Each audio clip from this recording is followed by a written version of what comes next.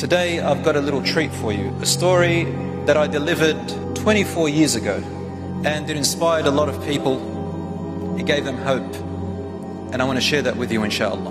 And this story, the shaitan may come to you and say that I'm just making it up. However, wallahi, this story, I've confirmed it with people that were involved in it. And the story happens really in Riyadh, in Saudi Arabia, but I think it's going to connect to all of us, inshallah. The story is all about repentance and hope. It's about Allah's forgiveness and mercy. It's about when you've hit rock bottom and you've done all the sins of the world, and it tells you, do not give up, for Allah forgives all sins. The story begins with a particular sheikh. I don't know the name of this particular sheikh, but he lives in Riyadh and he was on a trip like the one we're on now.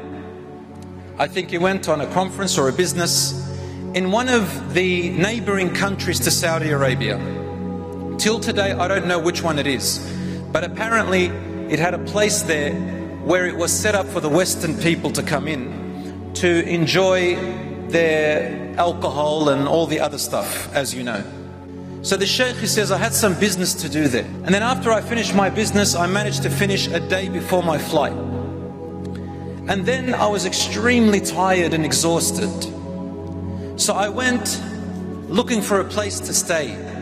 I didn't know this city. I didn't know what it was like. And I entered a hotel to hire a room. But in that hotel, all I saw was men and women indulging in lustful temptations, drinking wine, music and dancing. I had never seen something like this in my life. And one person who was in there happened to be a Muslim expatriate who was working there. And when he saw me, he said, "Ya Shaykh, please, this is not a place for you. I don't want to see a Shaykh who is a role model in this place." He said, "Where am I going to go? And I'm really tired." He said, "Ya Shaykh, you know, you can stay here, but it's not a place for you." So the Shaykh says, I couldn't stay there, I left. I left and I found a park. And in that park there was a bench. So I decided to sleep on that bench, and I didn't care about anything else because I was extremely tired. And then close to about Fajr time, my flight was about to leave at Dhuhr, a little bit later, and I decided that maybe I can find a cab, a taxi, to take me to the airport. He said, I took a car to the airport, and in the airport there was a prayer room. I went to the prayer room and I prayed my Fajr, and usually they don't let people sleep inside the prayer rooms, but I was so exhausted that I couldn't help myself but go to sleep. During my sleep time, nobody entered the prayer room. And then close to about 1 hour into my sleep, I wake up to the sound of a cry. I looked in front of me, and there was a young man. A man that was not more than about 25 years old, less than 30, a young man. He was praying and crying so badly. It's like a mother who had just lost her child, or like a person who had just lost something very dear to them, a loved one. He said, I've seen many people like that cry in their salat and everything in my life, so I didn't really pay much attention. I was too tired, so I went back to sleep. He says, close to about Dhuhr time, I wake up again, and it was the same young man who was praying. He came up to me and his eyes looked like he hadn't slept for 3 or 4 days. He looked really tired and hungry, and he was so distressed. He looked at me and with shock he said to me, "Ya Shaykh, hal tastati'u an tanam?" Are you really able to go to sleep? Are you able really to sleep? He goes, "Yes, I'm really tired." He says, "Wallahi, I don't know how to sleep anymore, Ya Shaykh. I don't know how to sleep. I've been running around for 3 nights and 3 days. I can't sleep. I can't eat. I can't enjoy my life, and I don't want to go back home." He said, "What's going on?" He says, "I'm from Riyadh and I just don't want to go back to my family." So the Shaykh says, Dhuhr time was really approaching, and we decided to pray the Dhuhr. And I said to him, "We'll speak after the Dhuhr time, bi'idhnillahi ta'ala." He says, we prayed Dhuhr together, there's just him and I, and no one else joined us. And then after the Dhuhr, I sat with him. I had a couple of hours before I fly. I sat with him and he said to me, now in this story we're just going to use the name Ahmad. Ahmad is not the real name, but that's just the name that the Shaykh gives because he doesn't want to expose him. He said to me, "I am a man who is married. I have children, and I come from a very wealthy family. We are entrepreneurs. We don't need to work because our income is passive. We are billionaires. We have everything at the tips of our finger. and we have maids, we have workers, we have the best of cars, we have the best of food. Everything that you can imagine, we have it. He said, but as time went on, I got too bored of the wealth and the luxuries, and I thought to myself, isn't there more to life? I want to try something else. Yes, I've got everything, but I want to try something else. And my dear brothers and sisters, this is exactly what the shaitan does. The shaitan comes up to you and says, why don't you get out of your comfort zone? Nothing wrong with that. But then the shaitan says to you, why don't you try something you have never done before? You know how Islam says this is haram and that's haram. Why don't you try something haram for a change? Just have a little taste of it. You don't have to do something big. Just do something small. You know, hang around with some of the boys, some of the girls who just probably do something that's a little bit haram, but not too haram. You're not doing anything. Just hang around with them, have a laugh, just have a kickback, you know, just enjoy, and then come back and you're okay. And the shaitan comes and says to you, don't worry, you can go and pray a couple of prayers, it'll wash it away. Some other people, they say, oh, I'll just go and do haram, and the next year I'll do some umrah. The umrah will wash off the sins. This is how we thought. He goes, so ya shaykh, the shaitan came to me and I thought, I want to get out and do something I've never done before. A little bit of haram. Just, you know, little minor sins here and there. He goes, but I couldn't do it because my family was all around me. Everybody knows me. I can't do things where people see me. I've got to, you know, be away from everyone. If I'm going to do any haram, I've got to do it in a way where no one's going to judge me. You know, let my hair down a little bit. Come back, do a bit of umrah, and I'm done. He says, yeah, Shaykh, so then I made up an excuse that I was going on a business trip. I told my wife and my children, and I came to this country that you and I are in. I said, Ya Shaykh, Wallahi, I did not intend to do anything major. Just to do minor sins and return, and Allah subhanahu wa ta'ala forgives. He said, before I knew it, I surrounded myself with some other people who have come from different other countries, Muslims, just like me. You know, they pray, they fast, they do everything, but they've come here for the same reason that I have come. Subhanallah, how the shaitan takes you to these places. And as soon as I surrounded myself with the people who I was looking for to have a little bit of fun, watching them doing the haram, but me just laughing and enjoying it, he said, before I knew it, night after night, day after day, my temptation started to grow. What seemed to be big haram to me began to seem very normal to me. What seemed to be really bad to me, I thought, what's the big deal? Everybody's doing it. And I became numb, ya Shaykh. As my lustful temptations began to grow, I'm away from my wife and my children, and these friends around me making everything look so easy and normal. The peer pressure came to me, and then I took everything really easy. You know that feeling how you feel when you become normalized to sins. He said, day after day, night after night, and then we were surrounded by alcohol. I never drank, ya Shaykh, wallahi. We were surrounded by gambling. I didn't gamble, ya Shaykh, wallahi. And then finally, the women came. And my friends wanted to chit-chat and flirt with them. I flirted a little bit. They flirted with me. And then we began to exchange words. Night after night, day after day, my friends would go into rooms in hotels and they would come out all happy and excited, and then they would drink. And I'm just smiling and laughing until my temptations began to overcome me. I said, Ya Shaykh, one of the women who sat with me, she was so charming and she was so good. And my lusts and temptations began to rise. You know, brothers and sisters, in science, in biology, there's something called the prefrontal cortex. I want the young people to know this. This prefrontal cortex here, it grows when you reach puberty. And when you reach puberty, it keeps growing until you're about 25. It's responsible for decision making, for your feeling of morals, right and wrong. It's the rational center. So when that prefrontal cortex is blocked, you no longer think rationally, you think with your desires, you think with your emotions. He says, when my lusts began to grow, and even in science this is true, when your lusts grow and your temptations and your desires, your prefrontal cortex actually blocks itself. It's really used, Allah made it so that when you get married, so you're not shy with your wife and your husband, so things can be easy between you, so that you don't feel too shy when you come together, and you can inshallah reproduce. That's the whole point of marriage, inshallah, and more than that, of course, love and everything before lusts and temptations. But he said, my prefrontal cortex and everything blocked, and my lusts took over, ya Shaykh. And suddenly, before I knew it, I don't know how I ended up in that room with that woman. And as Rasulullah sallallahu alaihi wasallam said, مَا اخْتَلَى رَجُلٌ وَامْرَأَةٌ إِلَّا وَكَانَ الشَّيْطَانُ ثَالِثُهُمَا. No man or woman ever are in seclusion together except that the shaitan is always their third. Don't ever think that you are so powerful and innocent enough not to fall into temptations. He said, Ya Shaykh, I've never done anything like that before in my life. And then suddenly 1 minute became 2 minutes, and 2 minutes became 5, and suddenly I found myself doing the haram with her, the absolute zina. And Ya Shaykh, I don't know what happened to me. And then after this temporary lustful enjoyment, suddenly it was ended. And when it was ended, my temptations cooled down, my lusts cooled down, and then my conscience and my iman came back, and the guilt and the shame began to hurt me. I felt like I was about to fall to the floor. I felt like heat began to rise in my body in a way of guilt and shame that I wished I could never exist. I said to myself, ماذا فعلت? What have I done? What about my wife? What about my children? What about my hereafter? Allah subhanahu wa ta'ala will not forgive me for this. Oh my God, how I penetrated this wall. Ya Rabb, he said, I forgot about everything. I just began to scream, and I rushed out of the door and ran down the stairs. He says, at the door of the hotel, I saw one of the main culprits that was with us. He ended up being, sorry for this word, he goes, he ended up being a pimp, one who hires women, who takes money. And I had been one of the victims of this person. After I knew, I said, subhanallah, I wish that they would have just taken my money and told me what they're trying to do to me. But subhanallah, I ended up doing zina, a major sin. Ya Allah, what am I going to do?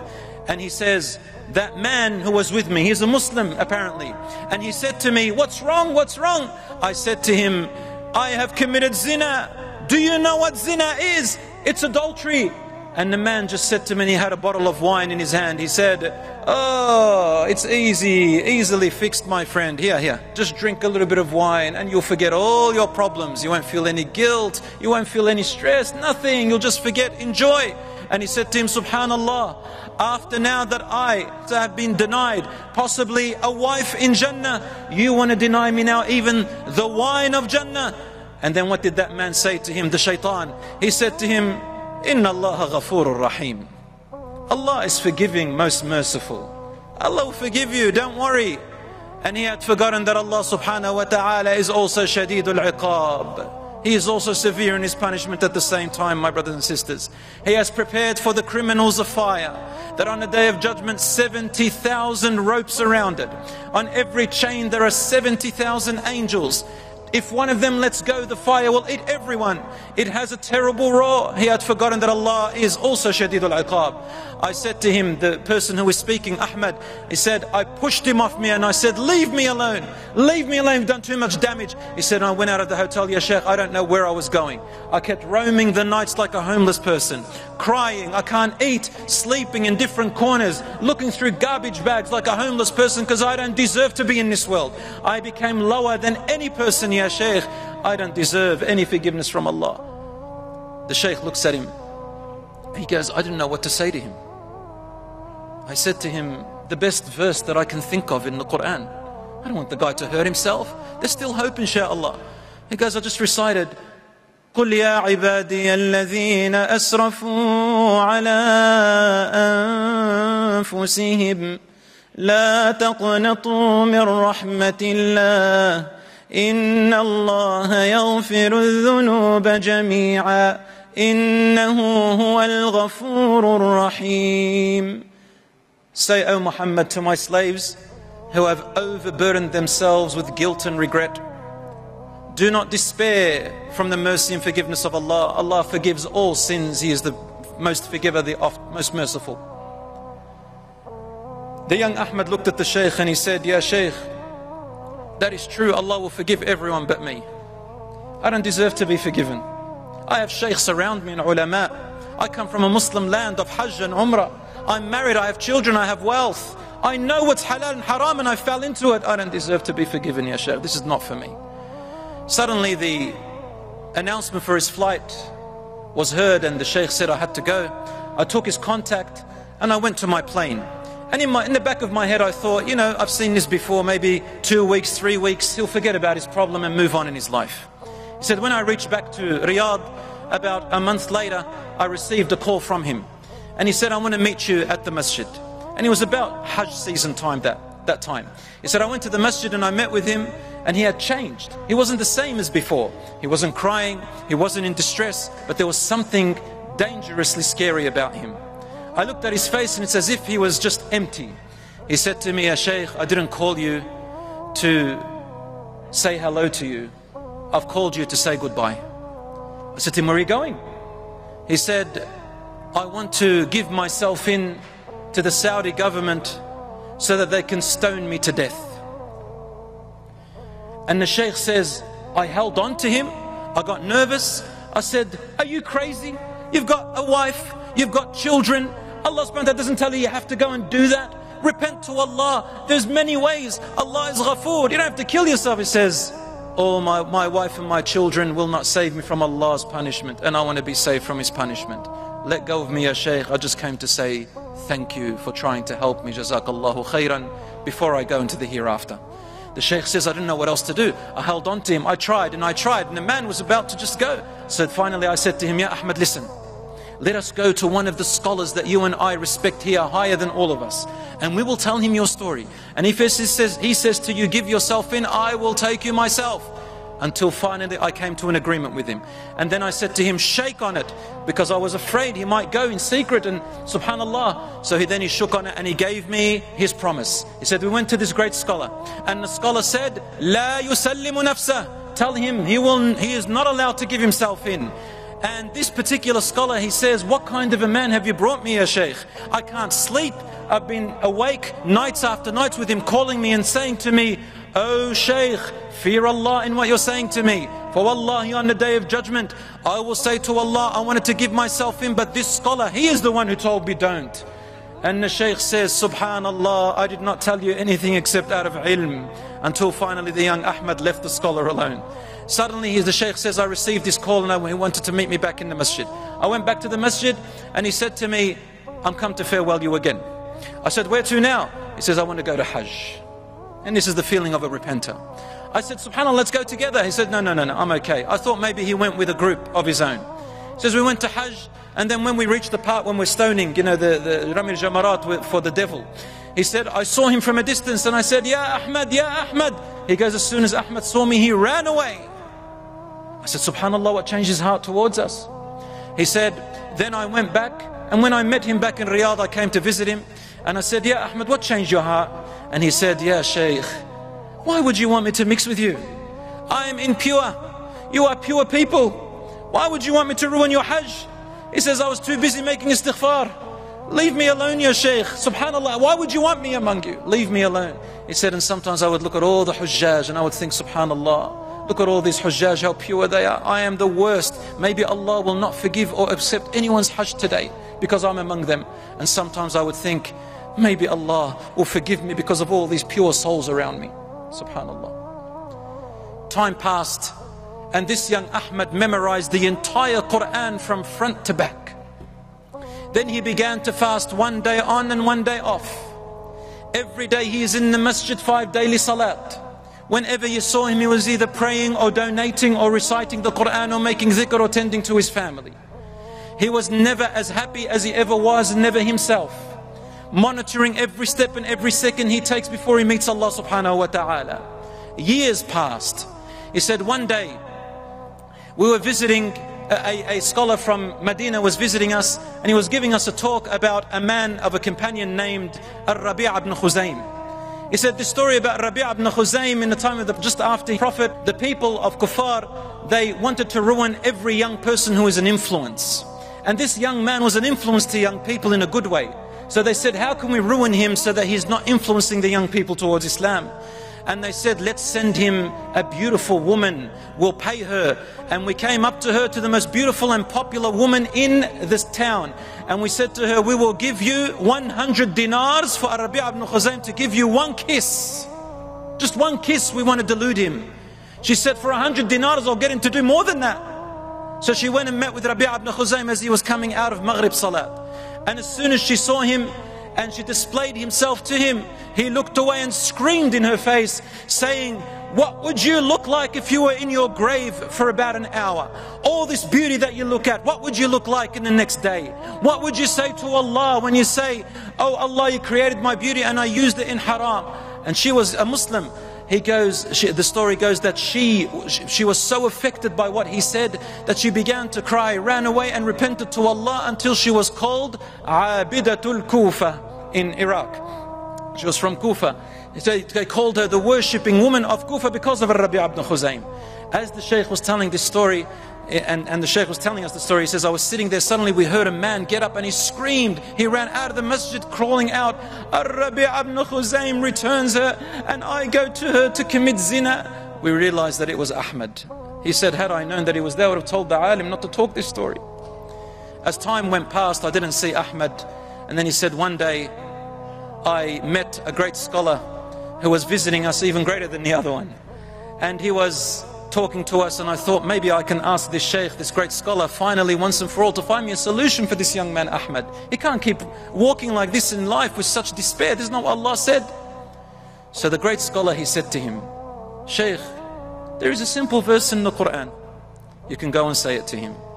He said, which verse? He said, don't you remember in Surah Al-Furqan? Allah says, وَالَّذِينَ لَا يَدْعُونَ مَعَ اللَّهِ إِلَهًا آخَرَ. Those who do not call upon Allah with partners, don't make partners with Allah. وَلَا يَقْتُلُونَ النَّفْسَ الَّتِي حَرَّمَ اللَّهِ. And do not murder a soul that they have no right to murder it unjustly. وَلَا يَزْنُونَ. And those who do not commit adultery and fornication. وَمَنْ يَفْعَلْ ذَلِكَ يَلْقَى أَثَامًا. Whoever does any of these acts will surely meet a terrible chastisement and wrath. وَيَخْلُدْ يُضَاعَفْ لَهُ الْعَذَابِ. Their punishment will be multiplied. وَيَخْلُدْ فِيهِ مُهَانًا. And they'll be placed in hellfire humiliated and belittled. إِلَّا مَنْ تَابَ. Except he who repents. وَآمَنْ. And renews their faith. وَعَمِلَ عَمَلًا صَالِحًا. And starts to do good deeds to wipe off the bad deeds. فَأُولَٰئِكَ يُبَدِّلُ اللَّهُ سَيِّئَاتِهِمْ حَسَنَاتٍ. For these types of people, Allah will exchange their past sins into good deeds. وَكَانَ اللَّهُ غَفُورًا رَحِيمًا. And your Lord is ever so forgiving, most merciful. He said, I couldn't wait to go to Ahmad to give him this verse. It's the best thing I've ever heard. Why couldn't I have noticed it? He said, I went to the masjid and I found Ahmad reclining on the steps of the mimbar as he always does every Maghrib. And it was after Asr. He goes, I entered and there was no one in the masjid. He said, I couldn't hold myself. I entered and opened it and I said, Ya Ahmad, Ya Ahmad. He looked at me and I couldn't hold myself. I said, وَرَتَّلْتُهَا عَلَيْهِ تَرْتِيلًا. I began to sing it. I began to recite it melodiously. I said, وَالَّذِينَ لَا يَدْعُونَ مَعَ اللَّهِ إِلَهًا آخَرَ ولا يقتلون النفس التي حرم الله إلا بالحق ولا يزنون. He goes, when I reach the part where he says يضاعف له العذاب, their punishment will be multiplied. He says, I looked at him as if I had stabbed him with a dagger. He goes, I continued, إلا من تاب وآمن وعمل عملا صالحا فأولئك يبدل الله سيئاتهم حسنات وكان الله غفورا رحيما. He says, when I finished the ayah, Ahmad jumped up. He ran to me, began to hug me. He kissed me on my forehead. He began to cry. He began to smile. And he says, Ya Shaykh, Wallahi, I have memorized the entire Quran. And today, Wallahi, it is as if I am reading it for the first time in my life. How could I have not seen this verse? Maybe Allah subhanahu wa ta'ala left it for him to raise his level in Jannah. Allahu a'lam. That evening, that Maghrib, the Imam of the masjid was away and they put Ahmad to pray Imam. He goes, he recited Al-Fatiha. And then as he was about to recite a short surah, which surah does he choose? وَالَّذِينَ لَا يَدْعُونَ مَعَ اللَّهِ إِلَهًا آخَرَ. He says, when he reached the part, إِلَّا مَنْ تَابَ, except he who repents, he burst into tears. He couldn't finish, so he went into ruku' and sujood, and he went up to the second rak'ah. He recited Al-Fatiha and tried again, وَالَّذِينَ لَا يَدْعُونَ. And when he reached إِلَّا مَنْ تَابَ وَآمَنَ, he couldn't contain himself. He fell down to sujood, and he could never finish the verse every time he got to it. He said, months passed, and it was Ramadan, and suddenly I received a call from his father, the father of Ahmad. He said, please come quickly. I went to visit him and I knocked on his big door, his palace. And as soon as the father saw me, he burst into tears and began to hug me. I didn't know what was wrong. He said, your brother, your dear friend Ahmad, he gives you his salams and he went back to Allah last night. I said to him, subhanallah, I didn't know whether to cry for my friend or for his father. He goes, I went in and it was the janazah and they had brought the body to the family to farewell the body. He goes, I went inside and the cover sheet was on his face. I took the sheet off Ahmad's face as his dead body lay there, and I saw a face. I saw a face that was glittering with shining with light. I saw a face that did not leave this world but had gone to Jannah, inshaAllah. I made dua for him and kissed him on his forehead, covered his face, and I sat with his father and said, tell me what happened. He said he had been going through some sickness which he didn't tell you about. And it was Ramadan. He said, last night before Maghrib we were praying together, and I said to him, son, come and make iftar with us. I said, Dad, I feel like staying at the masjid a little bit longer today. I feel something special. Please leave me for another few minutes. So I left him there. And after iftar, he didn't arrive. So I sent his little brother to go and see him. He was about 10 years old. And the little brother returned back crying, Ya abati, akhi Ahmadu la yukallimuni. Dad, Ahmad is not talking. I went to the masjid and I found him reclining on the footsteps of the mimbar, as he always does, and he was barely breathing. I rushed to him with the Quran in his hands, and I lifted his head onto my shoulders, the father says. I looked, and he was trying to say something to me. I came closer and closer, because he couldn't make his voice out very well. As he was dying, I knew he was dying, subhanAllah, we called the ambulance. As he was dying, he said, give my salams to the Shaykh. Give my salams to the Shaykh. And that's why I called you, Ya Shaykh, to deliver the amana. He goes, and then suddenly while he was in my arms, his voice changed completely, and he came out as clear as the beautiful stars. He said, وَالَّذِينَ لَا يَدْعُونَ مَعَ اللَّهِ إِلَهًا آخَرَ وَلَا يَقْتُلُونَ النَّفْسَ الَّتِي حَرَّمَ اللَّهُ إلا بالحق ولا يزنون ومن يفعل ذلك يلقى أثاما يضاعف له العذاب يوم القيامة ويخلد فيه مهانا إلا من تاب وآمن وعمل عملا صالحا فأولئك يبدل الله سيئاتهم حسنات وكان الله غفورا رحيما. He finished the entire ayah, and then his soul escaped from his body. I said to the young Shaykh, what happened to my son when he went on his tourist visit? And the Shaykh said, I had promised not to tell the full story or to say what he had done. He said to him, فَقَدَ إِيمَانًا. He lost his iman for a little while. Or he said to him, he lost a friend. As the Prophet ﷺ said, when you do a sin, the iman is like a friend. It hovers above you as you do the sin. And when your sin is over, your iman comes back to make you feel the way you feel, so that you can repent and renew your life. My dear brothers and sisters, inshaAllah, that you benefit from this talk, that it is hope. No matter how much you have sinned, remember that Allah is Ghafurur Rahim. Allah loves it. He loves it when somebody returns back to Him. Even if you have sinned all your life, no matter what you think about yourself, remember, do not despair from the forgiveness and mercy of Allah. Tonight, my brothers and sisters, tonight pray 2 rak'ahs and say, oh Allah, forgive me. And you will find your entire life changing. I thank you for listening and thank you for having me here, my dear brothers and sisters. I farewell you tonight. I return back to Australia. And I would like to thank the organizers, the volunteers, all your beautiful faces. Wallahi, I felt a comfort and happiness this time round that I haven't felt before. And possibly, inshaAllah, I can feel, inshaAllah, that it is your iman. May Allah subhanahu wa ta'ala forgive us all.